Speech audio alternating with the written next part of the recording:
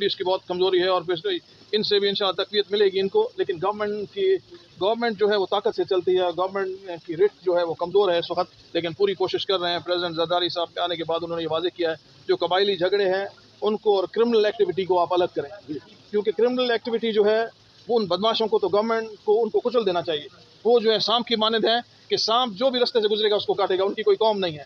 मेरे ख्याल से हर कौम में अच्छे बुरे लोग हैं और 5% लोग ऐसे होंगे जो 10% किसी कौम में ऐसे होंगे जो बुरे होंगे। 90% लोग उनमें यरमाल हुए हैं सारे।